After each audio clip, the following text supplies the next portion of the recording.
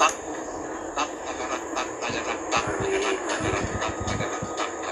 we're live. Hi guys, good evening. Mayong gabi sa tanan. I hope everyone are already at home. Already have their dinner. Very comfortable. Stay relaxed. Diba? If you are still heading home, please take care. Hinahinay lang sa pag-drive. Or ayaw ka ko, pero medyo ulan rin ka kanina, no? Ulan rin ka kanina. Yan, kuan, kanan. Medyo kusog. Kuan, ako bitang na sense, no? Maragapit na ni Mama na itong online kapihan. Ako lang na sense. Next week, we'll do, the financial literacy stuff. Ito ang kapihan next week, financial literacy stuff. Karon ang climate change at saka global economy. Pero dili yun siya ingon nga in-depth discussion. Ito siya basic lang kung may laing forum para mga in-depth discussion. 30 minutes. We'll put everything in 30 minutes. So expect something that is very simple. Dili ingon nga detailed ayaw nga mura na itong mga researcher o mga scientist o mga economista o mga basic lang. Nagtuyo ko siya sa tulo. Ang una is kung ang climate change, ikaduha basic economy, and then ikatulo actual concrete example. Para na, tulo ko po. Sa'yo na kayo, no? Ang una, unsa ang climate change, then as we have talked about last week, diba na relasyon ang Earth o ang planeta o ito ang natural resources sa ekonomiya o sa itong subsistence, itong needs. So, munang naabot ito ang ekonomiya or simple economy, and then actual concrete example. Actual concrete example, dili siya experimental, dili siya on the process of study. Kanang sa pagkakaroon manggod, nagkinahinay pa ta o record or nagkatag evidence, although na naagin siya form na belief, wala pa siya concrete system of knowledge. So kanang concrete example na to, konkrito na siya. Pwede ni mo siya i-measure, pwede ni mo siya balikan, pwede na siya ma-repeat. So, ibig sabihin, katong mga conditions, pwede to ni mo siya ma-apply or ma-understand na to o mo siya naitabo sa to ako process ako. For example, para niyo kasi. Kasi aron ako niya kaya alas hindi naman hapit. Diba?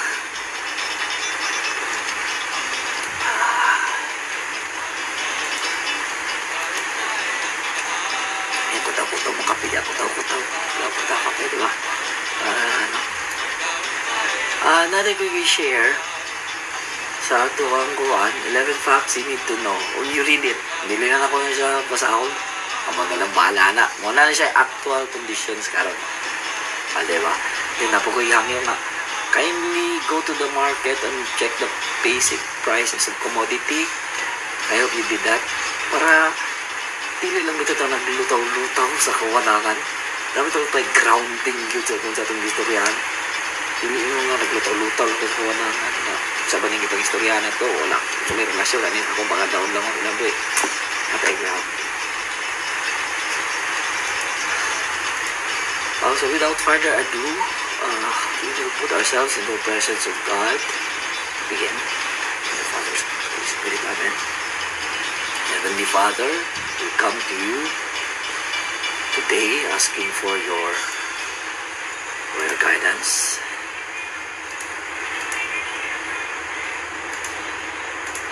guidance, wisdom, and support as we begin this meeting. Help us to engage in meaningful discussion.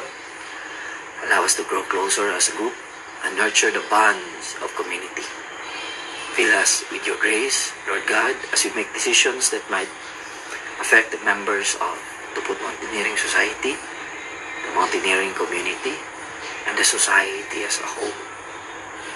And continue to remind us that all that we do here today, all that we accomplish, is for the pursuit of truth, for the greater glory of God, of you, and for the service of humanity. We ask these things in your name, through your Son, Jesus Christ, our Lord. Amen. So again, atuang diskusyon karon bahin sa climate change, no? So bagyo ng climate change.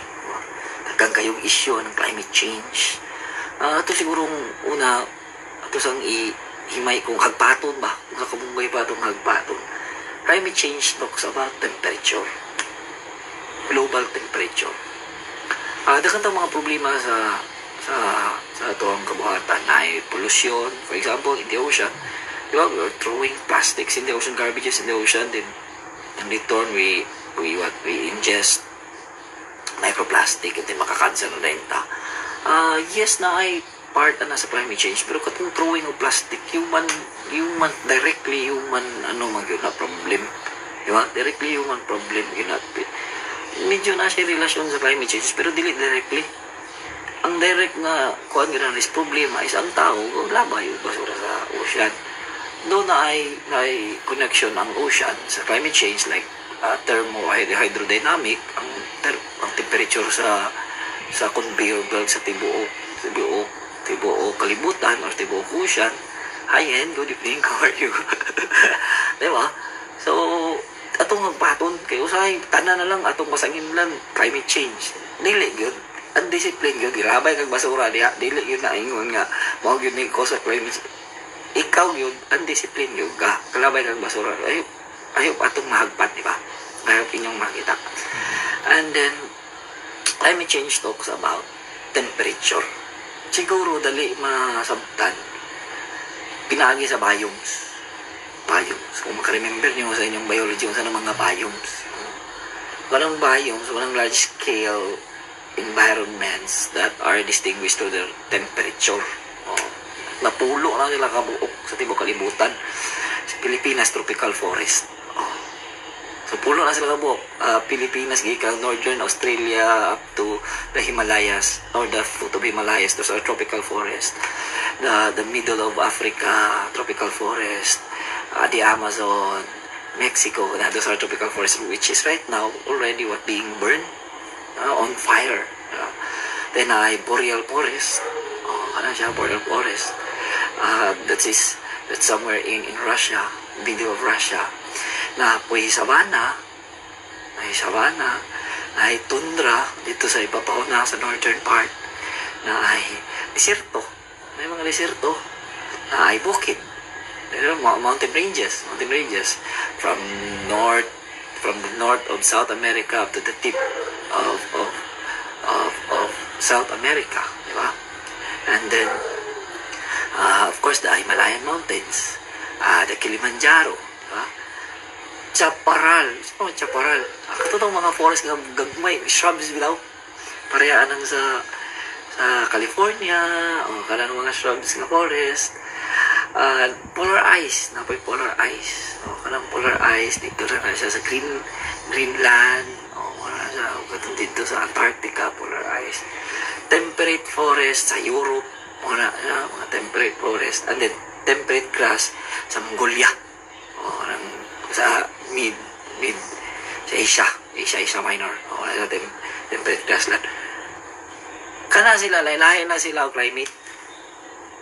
Sa Pilipinas, for example, ulan. Diba? It's a rainforest. Ulan. Mga siya. And then, kung naman kayo severe, is typhoon. Mga anak. Diba? And of course, ang sea, ang temperature sa sea, of course, affects the climate. So, katong pulo, kabayoms, lahi-lahi ito silang climate. Kung sa may ga-change, ang ga-change, katong mga biomes. Nangawala ng mga forest, turn to desert, some turn to desert, others from land to water. Usay na mo ng dagat. Kuhaan sila. So, that normally that is climate change. The change of global temperature, or the change of global temperature, temperatura itong istoryahan rin. Global or regional temperature. Apparent later in mid-20th century. Mauna na karon. Kanang year nga 20th century or kanang nga period nga 20th century, importante na because that is the rise of industrial revolution which started sa United Kingdom. Onwards attributed largely to increased levels of atmospheric carbon dioxide produced. Basically because of CO2 emissions. Ang CO2 emissions may cover sa itong atmosphere. Ang sun, rays sa sun, pagsulod, dili na siya makagawas. Create na siya greenhouse effect. Greenhouse effect. Murag giubin. Ubin, no? Okay, so may init na siya. And then, slight change in variations in temperature na alter ang katong mga biomes. Unsa may koneksyon na sa mga tao? Unsa may koneksyon na sa mga tao? Katong mga biomes define the way of life. Yes, define the way of life. Di ba? Let's say for example, the Philippines, we are in a temperate forest, di ba?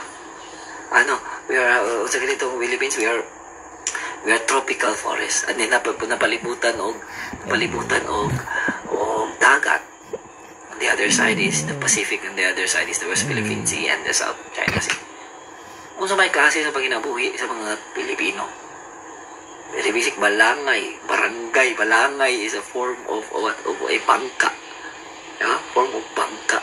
So, unsa man atong ekonomiya? Is either gathering from the forest produce or gathering from the sea. Later on, nag-agrikultura ta. And then, di ba, from that, we again grow into this kind of society. Perhaps we will know later on, di ba? Kung may hanap yun, di ba? Ito karon, di ba? How does our balangay society works? Nga ta. Yun sa man na ito, pagkabuhi. How did we sustain Filipino way of life? By catching fish.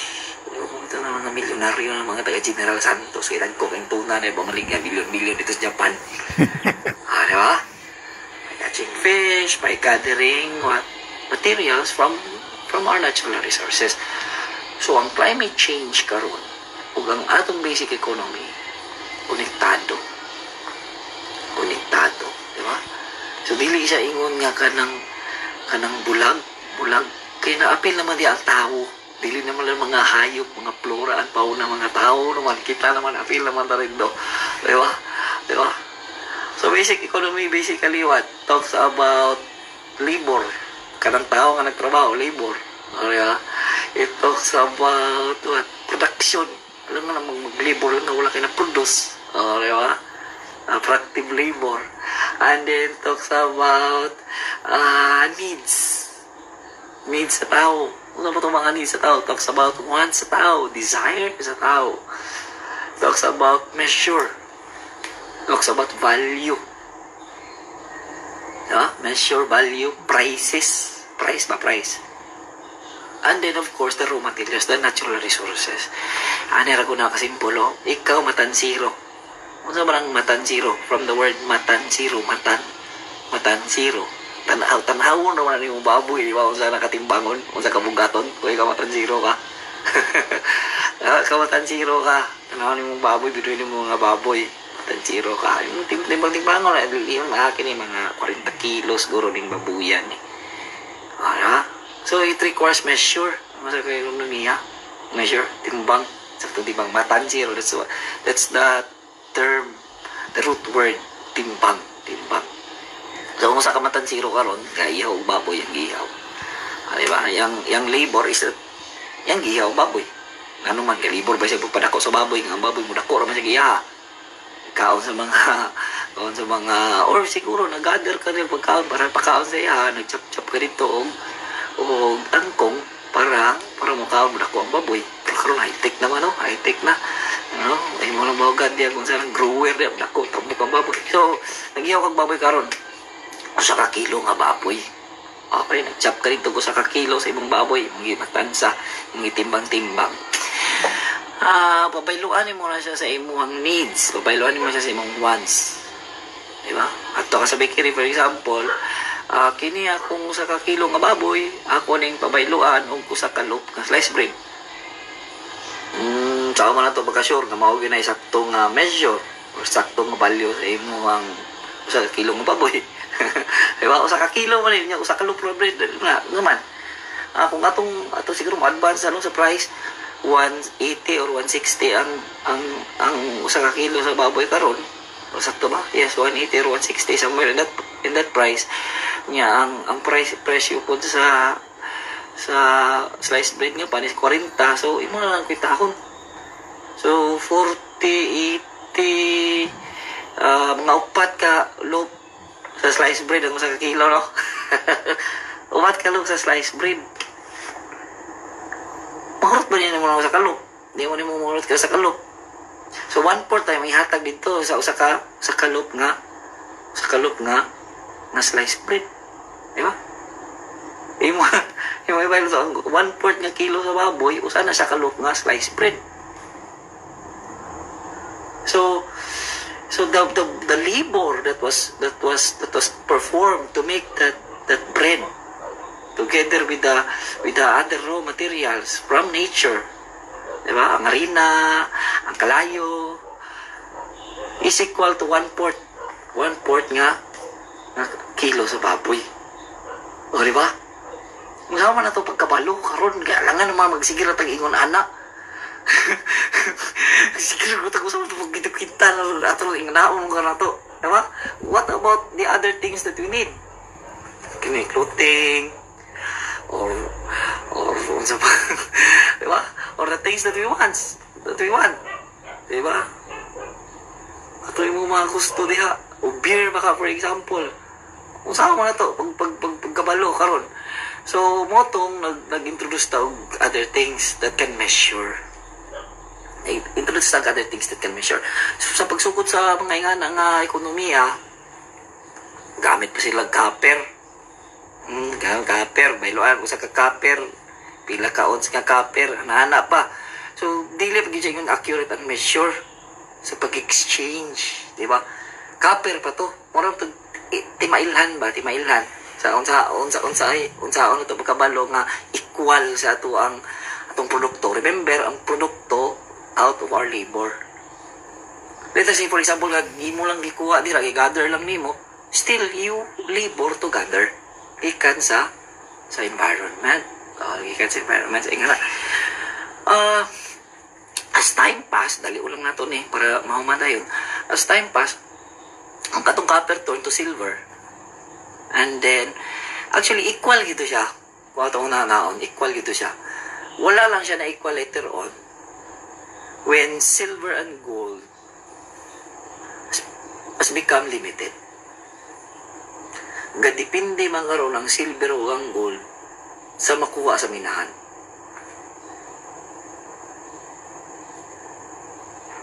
Siguro mo reminder na siya, no? Sa tuwa tanan. Gadipindi kung unsay makuha na to sa ato ang environment. Kung unsay nasa itong palibot. So kung ka na nga minahan, dagang makuha nga gold, posible nga ang mga presyo mo sa man. Ubus. Kan mo gold. Diba?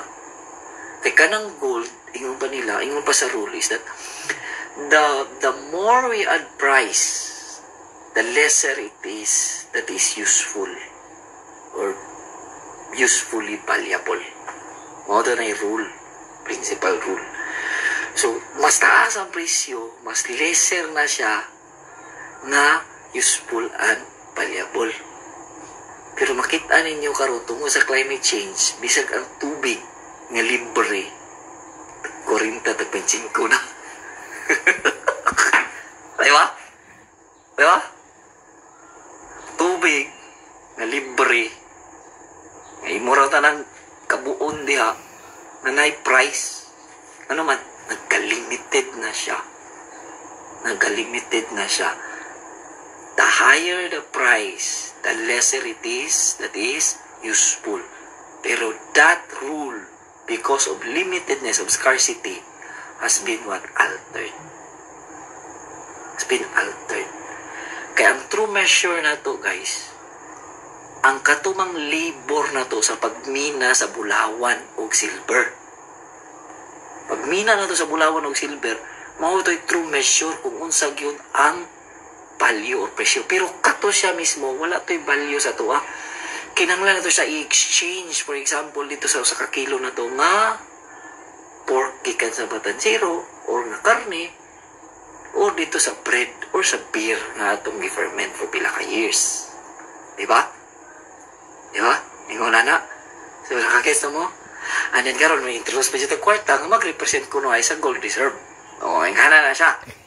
Ingana ang ekonomiya, no? Ingana ang dagan sa ekonomiya. Very basic. Na ay raw materials from nature, na ay labor, nag-produce of course, of product. Products of labor, inantay needs, kay isang pagbingon nga labor lang.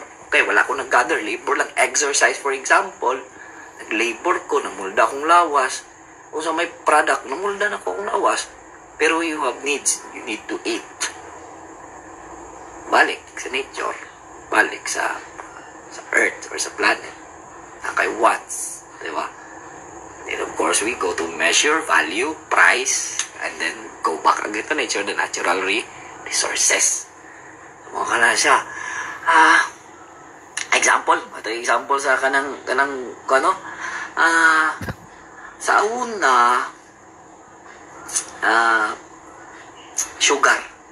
Ito sugar ba? Ano ba yung sugar na inyong kape? Sugar, guys, sa una, wala siya nga commodity. Dili na basic commodity ang sugar. Ang sugar, usa na siya kakapritsyo sa mga royalty. Diabetes nga sakit sa mga dato, sa mga royal, mga elite. Available lang ang sugar tungod sa biomes. Tungod sa biomes. Ano mo yung tungod sa biomes? Kaya ang Britain, usa ka temperate forest. O niya, mo grow ang sugar sa tropical forest. Sa tropical forest. So, ang ginabuhat nila is katanom sila sa katong mga kolonya nila. Sa kolony nila dito sila katanom. And then of course, kaysa may kailangan para makatanom dito, sa may anad kayo dito ka mananom, so ga-enslave sila, kailangan silang labor. Mo na to mga negro. Negro. Sorry for the term. Negro akong itawag. Mo negro slaves. They're the negro slaves. And then of course, wala may negro dito sa Britain or sa United Kingdom kay mga puti mo sila, mga British man. So sa ilang kolonya, because they can already travel around the world, kay naghimo man sila mga barko gikan sa ilang lasang. Gikan sa lasang. So sa ilang mga kolony, ang ilang mga labor are actually the slaves. So they will toil the land, grow the sugar cane, and then harvest them, and then process the plant, make sugar. Make sugar. Ang gibuhat nila is that kinahanglan man sila na may demand sa sugar. Ang gibuhat nila is that kuhaon nila ang mga negro slave sa Africa, dalo nila somewhere in Central America, which is a tropical forest. And then they will plant the sugar cane there. Dili sila dili sila mga taga Central America, mga Incas ba taga Central America. Ang mga Africano gidala dito, giship, gipatanom og mga sugar cane, and then giproseso. Ang byproduct karon sa sugar cane or sa sugar is molasses. Molasses. Ang kanang unang molasses, diba? The first molasses, mo na siyang ram. Wala ka siya karong ram. Unsa may gipalit sa mga slave. Kablo mo sa itong mga slave. Mga slave, mga kangger itong mga tao sa mga chieftains sa Africa. gibaligya karon sa mga westerners sa may gibaylo ram tanduay ram example tanduay ram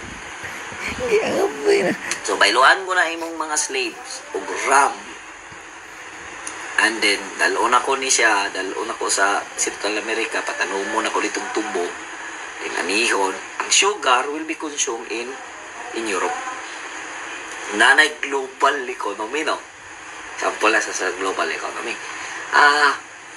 di ba na ay products of labor na ay laborer na ay earth na ay environment di ba and then of course the needs and the wants kailangan ba yun ng sugar di ba prior to that period sugar is not really a commodity but mura siyang leisure. Pero, after that one, it became a basic need. Every household already has sugar. Di ba? So, nanay, global economy. It happens all around the world. Pilipinas, for example.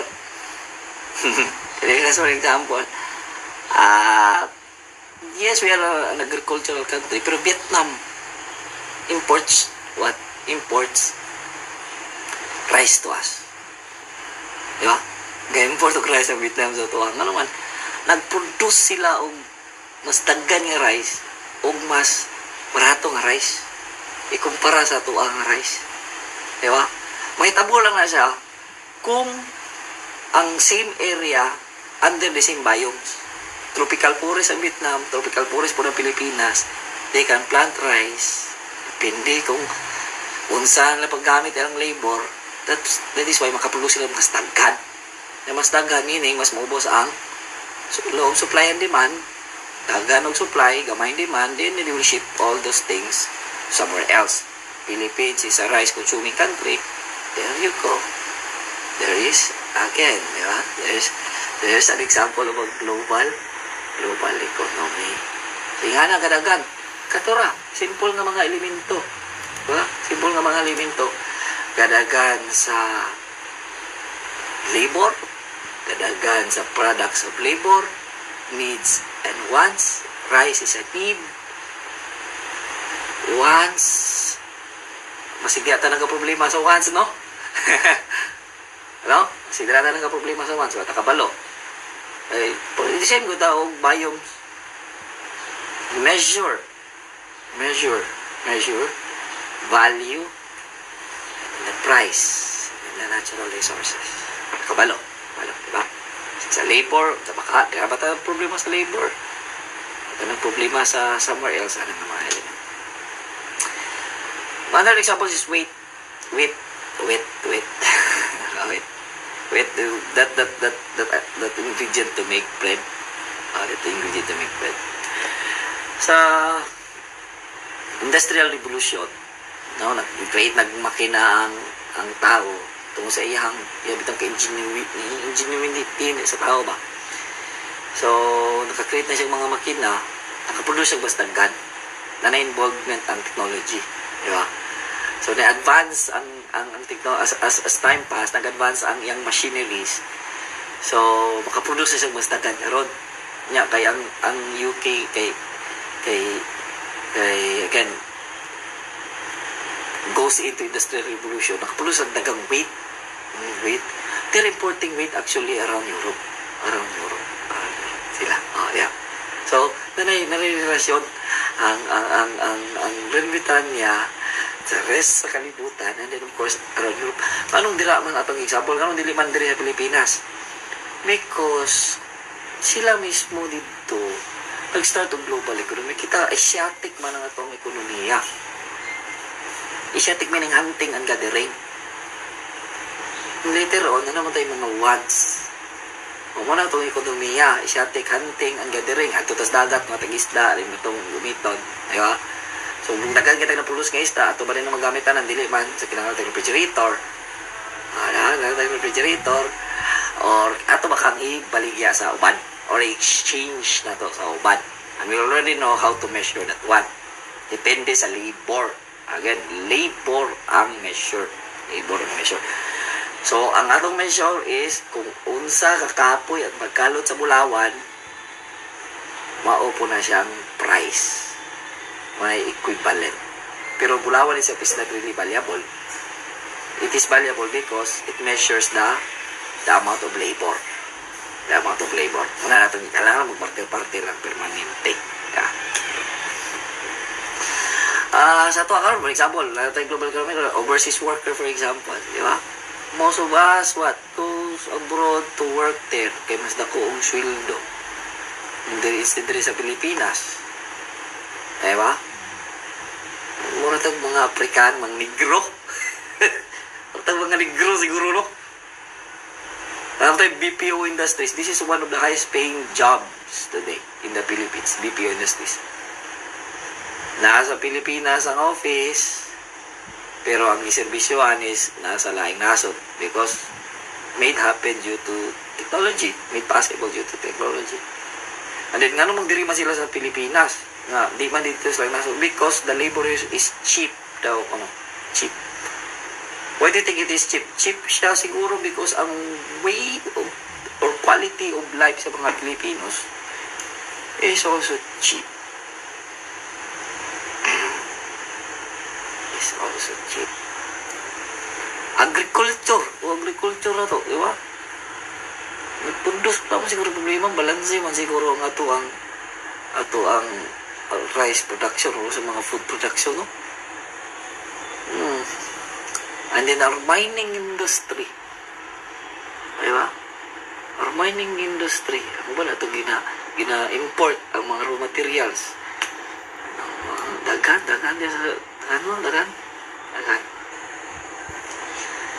Besides sa ito ang stocks.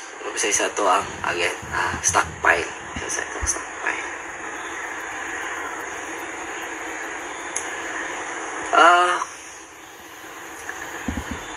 Magkatay ang concrete example. Di ba? Concrete example sa economy of climate change. Global economy at climate change. O sa ilahang relasyon. Di ba?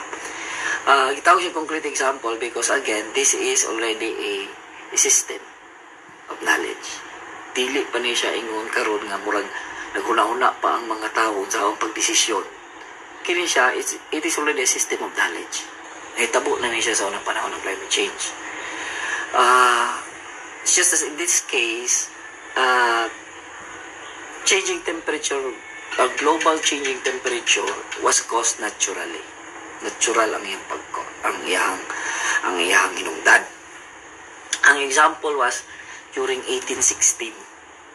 Nahitabo during 1816. May buto ang bulkan sa Indonesia. Gitawag siya Tambora. Similar explosion happened in the Philippines earlier. Gitawag siya sa pagbuto sa bulkan sa Mount Mayon sa 1816. 1814 ang Mount Mayon, 1816 ang Tambora. Tako kini siya nga eruption, or 1815 tako kini siya nga eruption. Same with Mount Mayon in 1814. Recorded na siya, ha? Recorded. Pagbuto ini nasa sa Indonesia may buto. Same explosion also happened in Krakatoa in 1886, somewhere in that year. And then in Mount Pinatubo, sa ato ang panahon. O sa may natabo ini, kini siya abrupt. Unlike sa itong ginahimo nga since 20th century, sige tag-dump of CO2 dito sa atmosphere. That causes, of course, the melting of the ice. Hinay ba? Dugay na ito mahimong system ang sa knowledge because it's through time. Kini siya abrupt ang pag-dump of CO2. So, mura siya fast forward ba kung naka-hyperlapse, bitaw siya, mao ni siya ang hyperlapse. Mao ni siya ang finished product sa climate change. This is the finished product, naka-hyperlapse, automatic, usa ka clip. Mao ni may tabo sa tuwa. After this climate change. Minahog ang temperatura. Sa tibuok kalibutan, minahog. They called it the year without a summer. Tawag siyang year without a summer. Ano man? Kaya ang summer nila, perting bugnaw. Bugnaw kayo yan ang summer. Ang ilang mga tanom nangamatay tanan.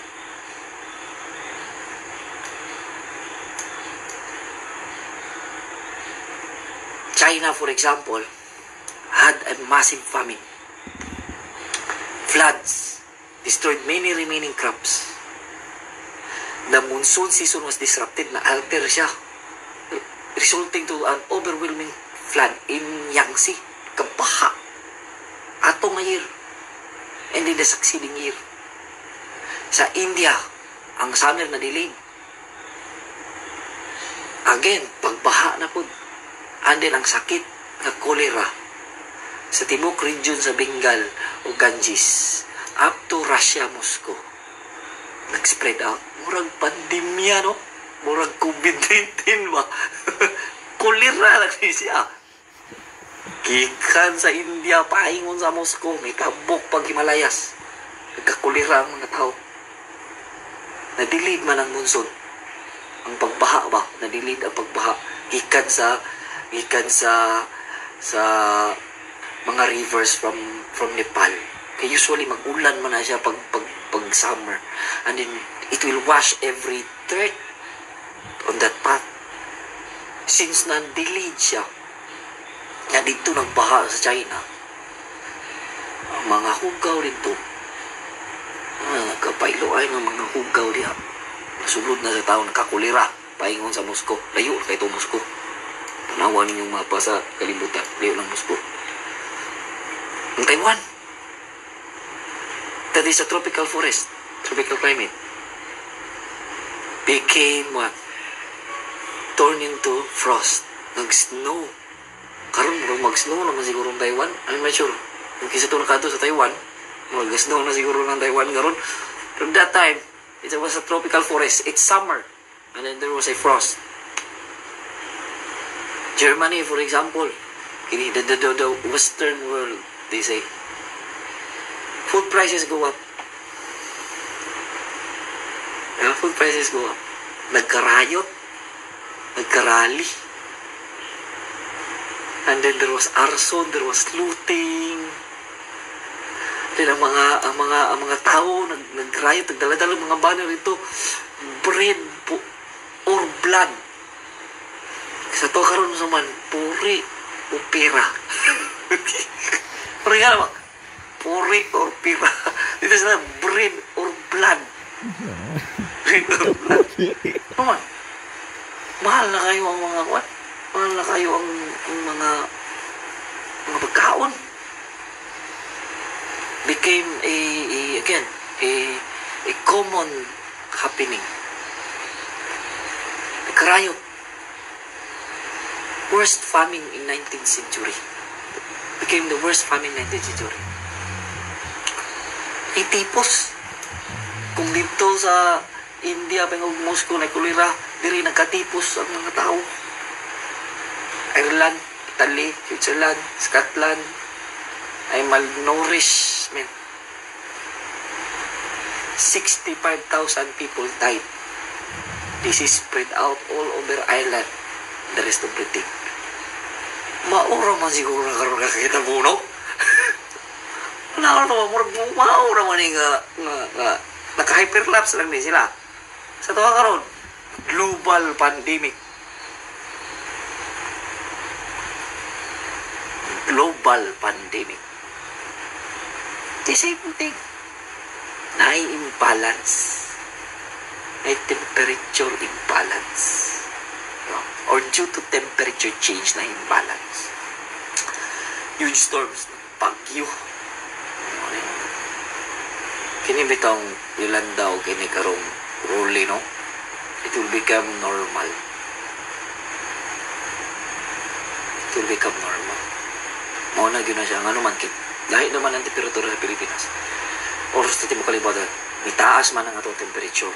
So, pag taas ang temperatura, the ocean temperature, hydrodynamics, ba? Ang kainiton, ang kabugnawon sa Pacific Ocean will change. Mas taas, mas kusog ang hangin. Musaka sa langit. And then of course, a cold breeze from the north will create that super typhoon. Almost every year, if not every year after. Nagkabaha, common. Flooding, there was an August frost. Kini ang volcanic ash bitaw no sa langit ni cover. Matawag sila green na daw kuno. Oh, green. Red na daw kuno ang color sa langit. Tanaw na to ng mga city karon nga may very polluted city. Mao biya ang kulura ay kanang smog. Kanang smog. Di ba uso ka ng mga picture during sa quarantine nga, uy, the Manila smog has gone. Makita na nako ang Mount Makiling, makita na nako ang Sierra Madre, makita na nako ang mga bukid-bukid sa Rizal. Kinawala na ang smog. In this case, whole Earth or globally there was a smog. Kana ato akaron 30 fps lang na or 60 fps speed up normal speed kini siya hyperlapse pas kayo automatic within 2 to 3 years muni ka kahit abo di hapon ako ingon this is what will happen to us. These are real recorded events on the time caused by climate change. Abrupt. Switzerland. There was an ice dam form. Sa isa na kasuba. Sa Gietro Glacier. And then, ang sa kanya si Ignace Venets, there was an effort to drain that growing lake. Pero wala yun. May collapse. 40 people died. Diba? The big flood happened during that time. Sa United States, the same. And actually, this caused a lot of again, conflicts, land conflicts later on. Kaya may push forward sila sa mid-continent sa United States. So, nagka-clash na karon ang katong mga Westerners sa mga Indians. So, na-utilize nila ang mid-United States. Pula ang langit.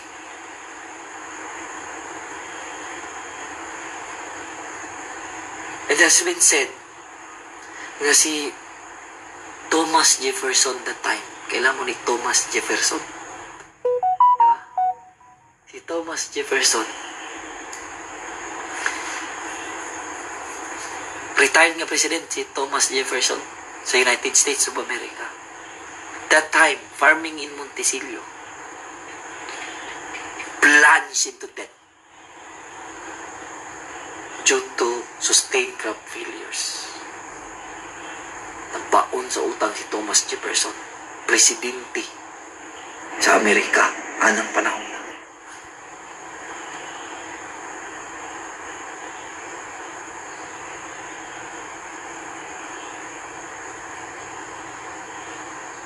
Can you imagine?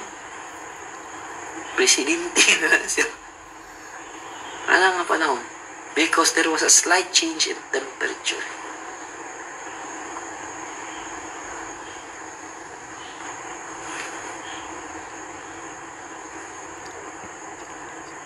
And, you know, si Shelley,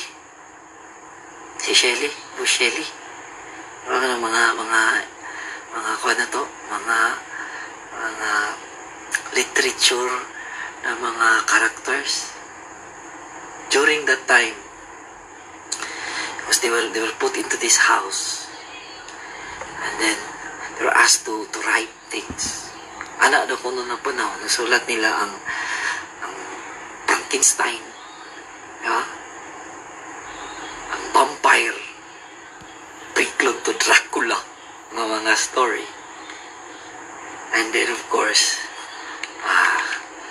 darkness ni Lord Byron.